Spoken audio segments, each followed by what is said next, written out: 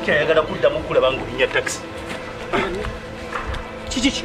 Atubuuza kwategeka. Owaayi. Nakutuma mmotoka oba nakutuma mifaliso gya Roseform. Buli lunaku manja abalongo. Oyinza osala abalongo tolina Roseform. Bayinanga hidest. Akale fiti siripo. Orthopedic obakubira bukubiza essimu ng'omufazi gukutuukako. Osasula amaze ggula bakutuddamu nakuuka. Oba tolina mifaliso gya Roseform wano to.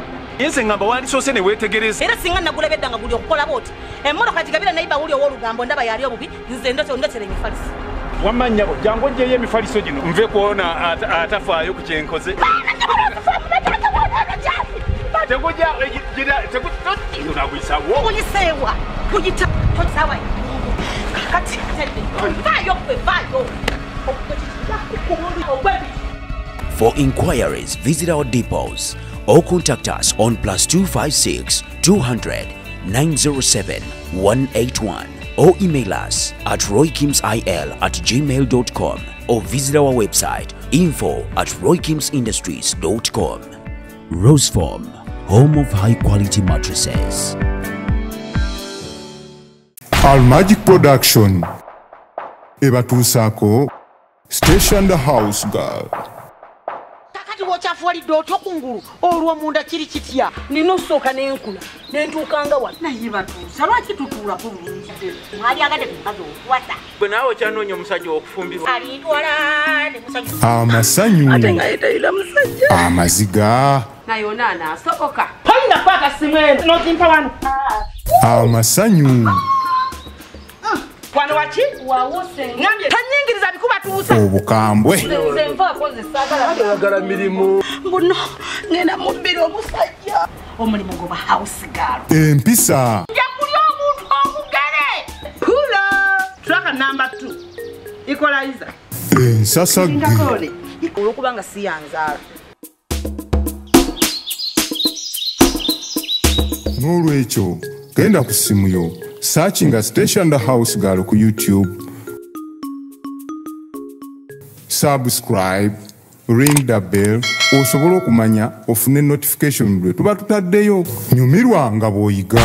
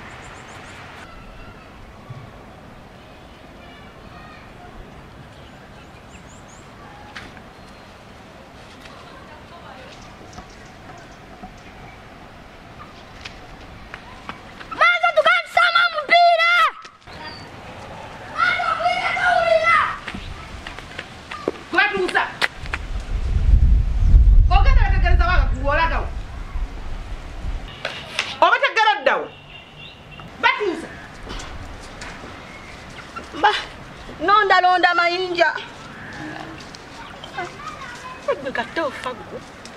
Batusa. Wangi sen. Merecha kula yipo. Da. Down. Batusa. Batusa jakufuna mu obuzibu. Kati yo bategero dawo. Ntala kuno manyiko nnyo. Senga sikuina mtigendera gwe cyana gwe.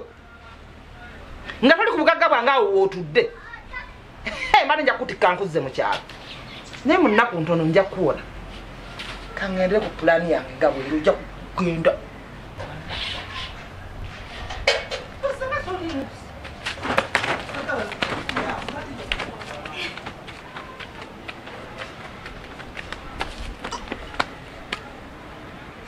Kati navira ki mu kyalo.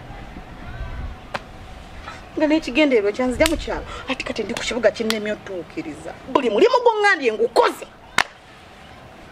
ninga makankole nga kalogoyi kangume nenkulowoleza ekintu ekyesanyu ekyandibadde kisenga era nange obutaba n'abazadde kubanga awo maama abalejja kuyimuka ayimba okuzaala kujagana taata abadde agenda kuyimuka n'okunsitula nsitule gagamba zino ogamanyi ng'omwana wakulowoozezaako ne kiva ku mutima n'agamba kange neezerere mu muzadde wange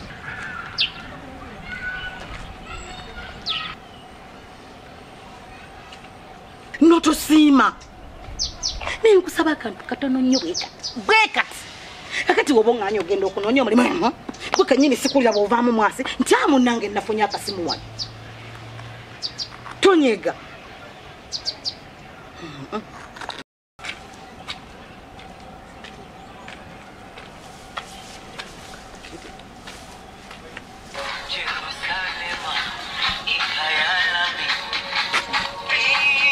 ono senga tamanyi nti nina omulimu gwange ogw'omutwe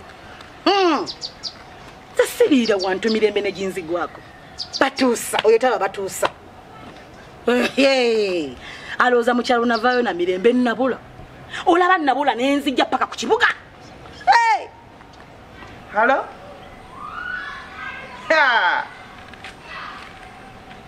emyaka gyonna gyomaze nga tonkubira bw'otudde awo aje ndi bulungi wasiibye otya omulimu ogw'omutwe kubula kyenzizaako nenda kubula nnonya omulimu batuuse yabuze nze simulabangako era nange ate lunamu okubula si kirungi batuusanga nabonaabona okutuuka ewasenga mutiini babintuusaako ate nze gyobyogerera mbeerayo nze wano nga saabagamba ente ze omukaaga ziri ziwajjeri yasibidde gye bali bazirundya wazitwala senga naye ngenda nkulangirira nti banaye kweza ente wazitwala walambuliddeko nga nkivuutuka muyadde ebintu banna bitwala bya mwannyinaze sigenda kubula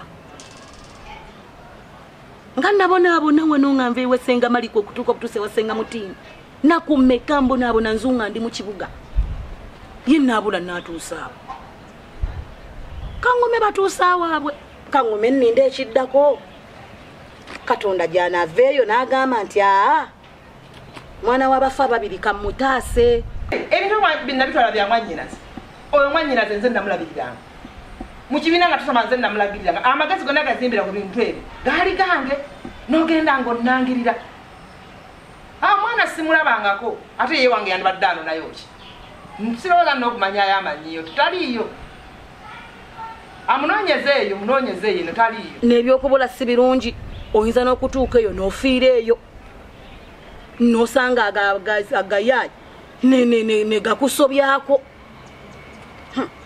siba kuba mukalu nnyo yali azze okusika ekiveera kyange ssebo siba muggirewo ziri zimawokota okubula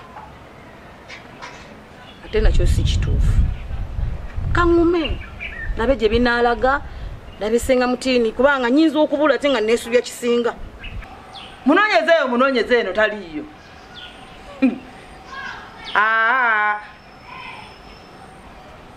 ate ngeno akolayo kitaliiyo omwana wa musajja waba mufumbiza tubuwulire wamulya bannanga mukazi gwe oyagala ebyenfuna kati omwana amufumbiza oli eno otwekalizaamu mbwomunoonyo ng'omunoonya ali luddawo kuva mu myaka ebiri wali mpadde ku mwana oyo nekkuba erimuleete wange alimanyi bya bintu byo omulugu oyo gwakusukka bya bintu byo tujja kubigusaba nze eno byo nnina bimmala nazaala n'abaana bya bintu byeva mu kwekaza naye senga mwannyinaze gyali emagambo yasitukayo nyaalo najja akutuka okufumbiza omwana we nga tanneetuuka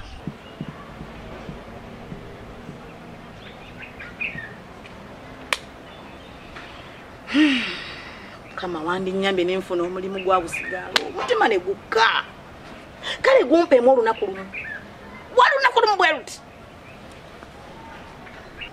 nze simulabanga ewange ye kati ngaewange anonayo ki ewange asobolayo wambunyabunyadde ekyalo kyonna kyonna nze nga bwenina oluyonjoyonjo obwendi omukambwekambwe nina olukambwekambwe oluzibu sisobola muntu ewange ayinza kujjayo kukola ki agwira onoonya eyo nange eno bwe ndiba mumulabye era bwe ndimulabira ngenda kukugambirawo nja kukulirirawo nkugambe ntaliiyo eno Taliyo. Kale. Bannamulaba nakugamba era nga simusuubira kujja kuba simanyi nde n'amanyiyo. Jjukira nina omulimu gwange ogw'omutwe ogw'okubula. Kale te bwenzirako ogwo omulimu gw'omutwe ogw'okubula naye ngattako ekitone kyange eky'okuyimba n'okuzina wadde teyabisiimye. Kate ku ekyo nyongeddeko ekitone ekirala ekitone ky'okuyiiya okuba n'amagezi nga geesera bwe gati galinganga entamu y'egyotaddeko amazzi ku kyoto n'oteekamu olukulu lyo olwakula ne galuuka gatukuta gati nina obwongo nzizaako ki ku ssomero nalabako omwana baali bagenda omukula nasa akatungulu mwe n'azirika. Kale bwe naaba mulabe naakugamba naye era nga yatwamu nnyo ssuubi nawe kuba simusuubira ye nate newanga amanyiyo. Kale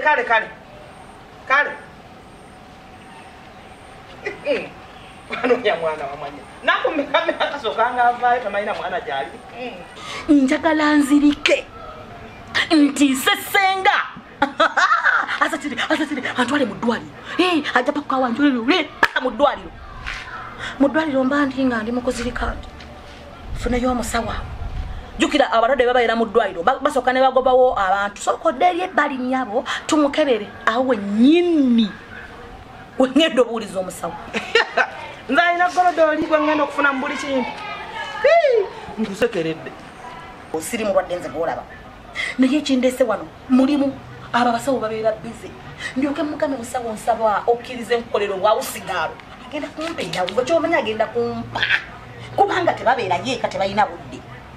Bw'anaaba oyo tampadde ajja kunfunira mukwano gwe oba mukwano gwe kitunga bwe kityo naye nga nfunye omulimu kuzirika kyekiddako kati. Ekyo nafuna kyabugagga kyange kiri awo nja kumufumbiza ate nga nokugamba sikugambye n'okuyita nga sikuyisa. Anti wangamba dda ndi mubbi kati kanziba ebintu n'omwana kamumutwalireko.